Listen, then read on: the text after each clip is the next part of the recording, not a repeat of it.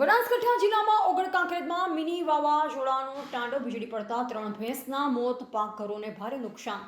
મોડી રાત્રે આવેલ વાવાઝોડાએ અનેક જગ્યાએ તારાજી સર્જી ખેડૂતોનો પાક જમીનદોસ્ત. બનાસકાંઠા જિલ્લાના ઓગળ અને કાંકરેજ તાલુકામાં મોડી રાત્રે આવેલ મિની વાવાઝોડાએ ભારે તારાજી સર્જી છે. તેજ પવન અને વીજળીના કડાકા ભડાકા સાથે વરસાદથી બંને તાલુકાના ગ્રામ્ય વિસ્તારોમાં મોટું નુકસાન થયું છે. કાંકરેજના આકોલી ગામે વીજળી પડતા એક ભેંસનું ઘટના જ સ્થળે મોત નીપજ્યું.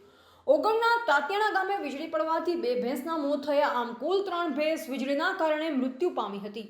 કાંકરેજ અને ઓગળ તાલુકા વિસ્તારોમાં ભારે પવનના કારણે કાચા મકાનોના પતરા ઉડી જવા પામ્યા હતા. અનેક ઘરોની છતોને નુકસાન થયું છે. સૌથી મોટો માર ખેડૂતોને પડ્યો છે.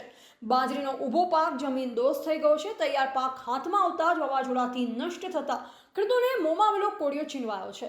જોરદાર પવનના કારણે અનેકો જગ્યાએ વીજપોલ અને વૃક્ષો ધરાશાયી થયા હતા, જે કારણે સમગ્ર વિસ્તારમાં વીજ પુરવઠો ખોરવાઈ ગયો છે. તંત્ર દ્વારા નુકસાનીનો સર્વે હાથ ધરવામાં આવ્યો છે.